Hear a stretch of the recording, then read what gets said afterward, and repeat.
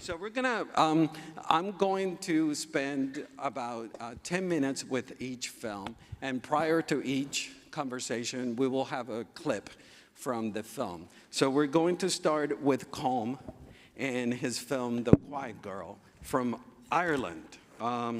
The Quiet Girl is an Irish coming-of-age drama written and directed by Colm, and the film follows a withdrawn 9-year-old girl who experiences a loving home for the first time when she spends the summer on a farm with distant relatives.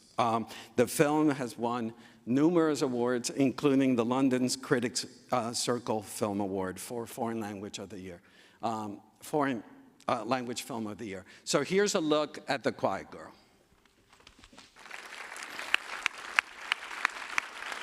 Colm, this is a film that deceptively seems so small and about small things, but then you start realizing that there's a profound expansiveness to what you're doing with the film. Can you tell us about navigating that dynamic? Yeah, well, I guess the first thing to say is like this film is an adaptation of a much-loved story back in Ireland called Foster by Claire Keegan, who's one of our great authors. She was on the Booker shortlist last year for her most recent work. And I read Foster in the summer of 2018, and it was precisely what you've just described that really appealed to me. It was like the fact that it was this tiny thing in a way. It was almost like a miniature. And it's, you know, you buy it as a standalone publication in the bookstore, but it's really slim. It's like 85 pages. So it's not even, the author, Claire, doesn't even like to call it a novella. She calls it a long, short story. But there was something about, as you say, the smallness of the story that really appealed to me, because I quite enjoy when something has a kind of a modesty or a humility to it, where you almost underestimate it in some ways. But that if you give yourself to it and if you tune into the frequency of it, that there's actually a lot there for you to enjoy and to savor, I guess.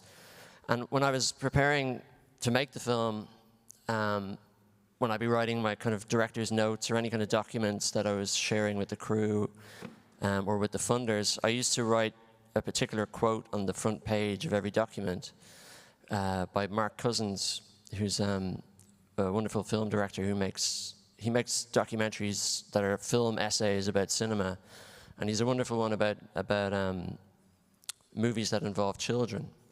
And in that, there's this quote that always stuck with me, where he says that art shows us again and again that if we look closely and openly at a small thing, that we can see a great deal in it.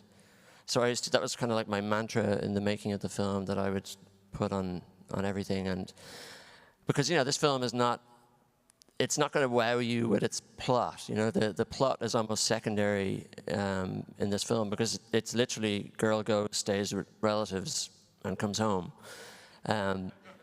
So, you know, the plot isn't the thing. And it was, you know, I understood that from the beginning, that actually the key to the film working was trying to place the audience in the shoes of this young girl. It was about mastering the question of point of view, which I'm obsessed with in cinema. I really enjoy films, particularly films that are first-person narratives, that are very honed, like Lucas's film. I really enjoy that type of cinema that's very sure of itself in terms of point of view. You mentioned that you don't rely on plot so much in the film, but you maintain tension throughout the film. Can you explain to us how you achieve that? Well, again, it all comes back to that question of point of view, and that the tension, the sort of narrative tension of the film is derived from the moment-to-moment experience of this young girl, which is, I hope, the experience of the audience as well, because the film works very hard in the beginning to really align the audience with this girl. So you're relying on the fact that your audience remembers what it feels like to be a child, and what it feels like to be in an unfamiliar place for the first time, or to feel fear, or to feel joy, or, you know. So yeah, it was always the question of aligning the audience with this young girl, which makes your life kind of easier in a way as a director, because there's almost like a rigor that comes with when you're very defined in what your point of view is going to be. There's a kind of a rigor that's demanded of you as a director, whereby there's a whole host of decisions that are in a strange sense made for you, and that you know you can't or you shouldn't let the film go in a certain direction, because that would be betraying the central commitment of the film, which is to this one character. So for instance, like I knew, so the traveling sequences when she's being brought from her family home to stay with this sort of foster family, I knew even when I was writing the script that I would never need any wide shots of like the car going through the countryside, or drone shots or of the landscape or anything like that. I knew the camera would never leave the back seat of the car. And it's by doing that you're subtly placing the audience into this young consciousness. So yeah. There is one remarkable aspect that I'm assuming a lot of you haven't seen the film, so when you see the film, I want you to pay attention to, is the silences in your film. And you colored each silence. I've never seen anything like this in a film, where the silences start having different qualities. There is the silence of fear, there's the silence of anxiety, and then there is the silence of love as well in the film. Can you tell us about working with silence? Yeah, well, I think the question of silence is very much sort of present in the original material in Claire's story, and it sort of speaks to Irish society as well, particularly in generations past, where, you know, Irish people kind of have a reputation for having the gift of the gab, as we would say at home, which is like to be able to sort of have banter and be able to talk fast and all that kind of stuff.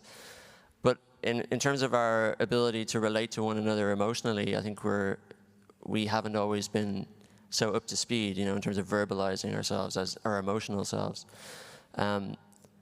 So silence is, yeah, as you've outlined, there are different types of silence in the movie, which I was always intrigued by, that silence can contain these multitudes, you know, in terms of what it represents.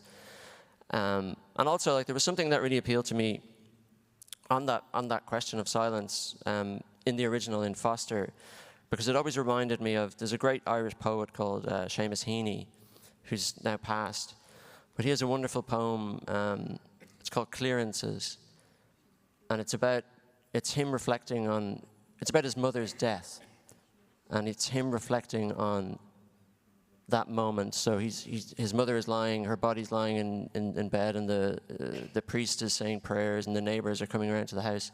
And Heaney at that point is like in his 30s, and what he's thinking about in that moment is this time that he used to spend with his mother alone.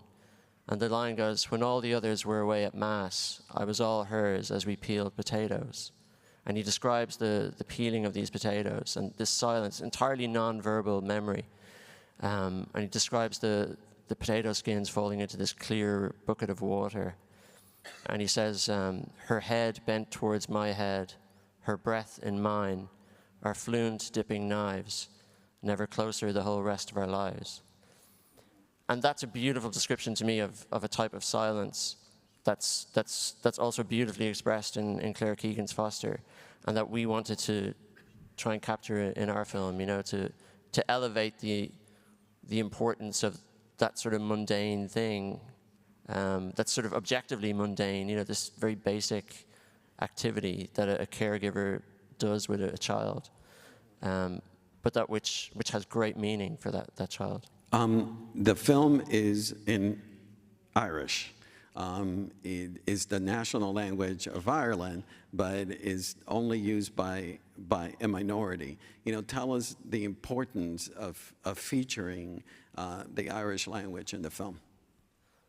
Well, it's really important to me. I'm an Irish speaker, so I was raised bilingually. I'm from Dublin City, which is an English-speaking area, as most of Ireland is. The Irish language is only really spoken in very small rural pockets around Ireland, and I think it's less than 2% of Irish people who speak Irish on a daily basis as their working language. But I was raised, my father's never spoken English to me, he just spoke Irish to us growing up. so much like Coet's family in the film, one parent would speak English and the other would speak Irish. But historically, the Irish language, even though it is our official language, and if you go to Ireland, it's on all the road signs, and any kind of document that the government publishes has to be in the Irish language and the English language. Despite that, it's been historically underrepresented in terms of our national cinema. And it was only due to kind of increased investment in the last few years that you're seeing these Irish language films emerge. Because prior to that, you could pretty much count on one hand the amount of Irish language feature films that have been released theatrically in Ireland in the entire history of cinema. So yeah, it's very meaningful to us. And I think to most Irish people that there's an Irish language film and other films like ours that are traveling now and that are proving successful, not only at festivals but also commercially. Because, you know, I think even though most Irish people can't really speak the language that well, they do still, they have a yearning for it in a sense, you know.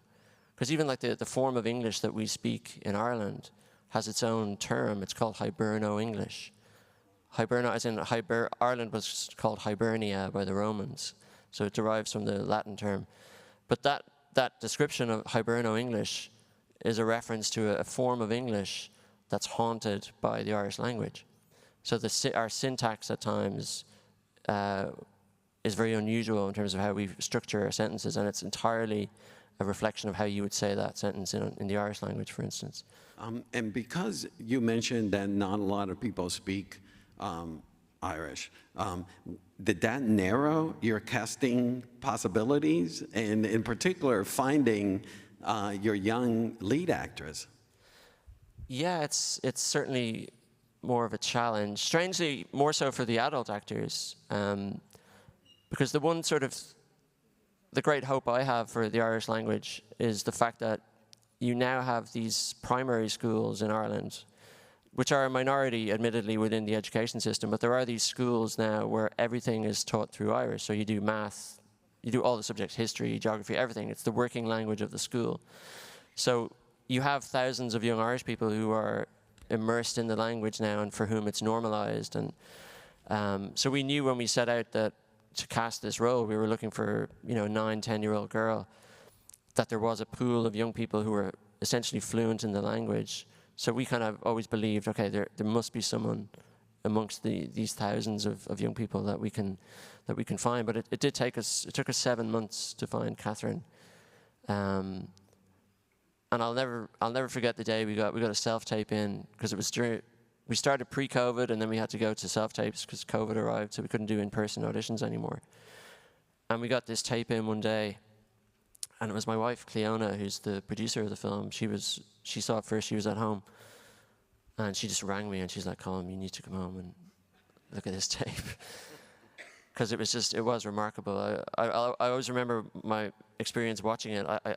I found myself leaning in always to the screen, because she was doing this beautiful thing, which was that she was withholding so much, which is, the camera loves that kind of performance. And to me, like, that's the essence of great screen acting, is like that sort of internalization.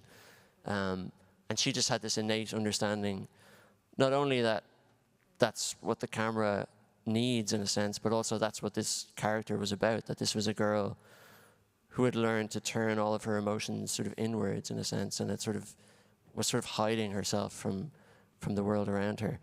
So there was a beautiful, guarded kind of vulnerability to her, but then also this wonderful willingness on her part to allow the camera to witness that, you know, and to observe her. And this is from someone who had never acted in front of a camera before, so it's remarkable. It's an incredible performance. Well, thank you so much, Colm.